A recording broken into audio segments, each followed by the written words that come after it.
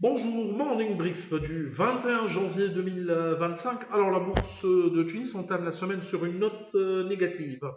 Rien de particulier, mais la bourse se termine dans le rouge avec un tune index qui a accusé un léger repli de 0,04%, réduisant ses gains annuels à 1,28%, dont des volumes qui sont modestes, 3 846 000 dinars à changer sur le marché central. Au TPR était le titre le plus actif avec un volume de 328 000 dinars, 251 000 dinars à changer sur Siam Software, plus de 246 000 dinars. Et parmi les principaux, pour les principaux écarts de la journée, on a eu ADH qui monte de 4,08%, 2,81% de progression pour Sotrapil, BTE qui aligne une hausse de 2,54%, Recycle augmente de 2,26% et ATB qui prend 1,79%. Côté baisse, on a Monoprix qui recule de 3,84%, 2,41% de baisse pour Celcom à 7 dévise de 1,67%, Polina abandonne 1,37% et ATL qui lâche 1,12%. Alors pour les indicateurs d'activité, on a un Sorna qui, en 2024, était l'année la plus modeste de son histoire, avec des ventes sur l'ensemble de l'année qui s'établissent à 358 000 dinars contre 6 620 000 dinars. Bien sûr, ces chiffres modestes se justifient par le retard dans l'achèvement d'un projet SI Almanza 9. En tout cas, ce sont des chiffres très modestes. Les promesses fermes s'élèvent à 18 825 000 dinars, dont 10 622 000 dinars pour le projet SI Almanza 9, alors que les stocks de produits finis s'élèvent à 15 204 000 dinars. On a BH Assurance qui publie des chiffres supérieurs à nos attentes avec une croissance des primes nettes de 14,8% contre 10,9% attendu par Alpha Mena. L'assurance vie a bondi de 27,4% à 63 334 000 dinars. La branche non-vie a augmenté de 7,6% à 92 293 000 dinars. Mais les charges de sinistre ont augmenté de 40% à 124 000 dinars. Selon le communiqué de BH Assurance, ces charges sont fortement réassurées. Produits de placement 29 958 000 dinars en ligne avec nos attentes. On a un NACL avec une reprise qui ressort inférieure à nos attentes au cours du T4 2024.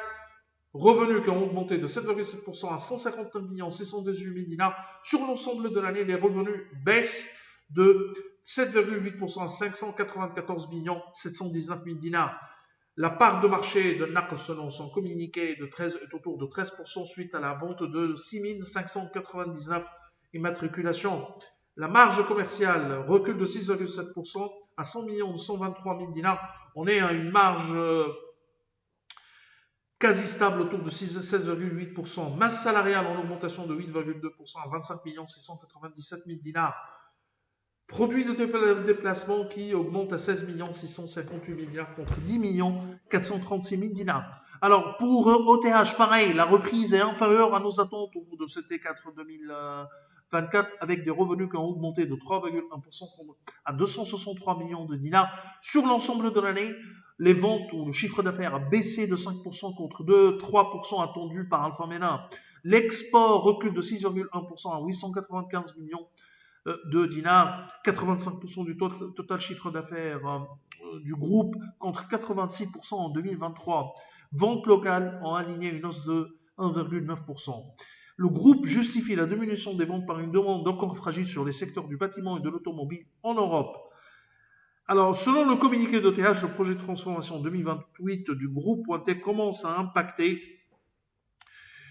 Donc, selon le projet de transformation du groupe, ce plan commence à impacter positivement les différentes filiales du groupe à travers les synergies, les leviers d'amélioration opérationnelle qui ont été déjà implémentés, notamment au niveau du pôle mécatronique. Alors, on a un recycle avec un retour à la croissance, à une croissance à deux chiffres, 30,8% pour les revenus au T4 à 23 815 000 dinars, mais des chiffres qui étaient attendus puisque les ventes sur l'ensemble de 2024 étaient autour de 120 millions de dinars, étaient autour de 119 631 000, 119 631 000 dinars, 9,5% de progression 120 millions de dinars attendus par Alpha Mena. Donc, c'était en ligne avec nos attentes. L'endettement continue de reculer à 58 715 000 dinars contre 63 999 000 dinars en 2023. En revanche, on a UIB qui a publié des chiffres supérieurs à nos attentes avec un PNB en progression de 24,6% à 92 967 000 dinars, soutenu par la croissance de la marge d'intérêt de 29,8% à 62 449 000 dinars, 58 millions de dinars attendus par Alpha Mena. Le coefficient d'exploitation bancaire s'est ainsi amélioré de 821 points de base à 63,5%. Les crédits augmentent de 22,4% à 1,218 milliard de dinars alors que les dépôts ont progressé de 28,4% à 1,160 millions de dinars. Alors, sur les 23 sociétés publiées et suivies par Alpha Mena sur un ensemble de 46 valeurs, la croissance au T4 se limite à 1,45%. Sur l'ensemble de l'année. Pour ce sous-groupe de 23 valeurs, la croissance s'établit à 1,24%. Elle est légèrement inférieure à nos attentes. Nous, on été sur une croissance un peu plus de 2, ou autour de 2,5%. On verra pour la moitié, l'autre moitié des sociétés de notre univers qui devraient publier dans les 2 prochains jours. C'est tout ce qu'on a pour ce matin. Donc, merci pour votre attention. On vous donne rendez-vous pour demain. Au revoir demain.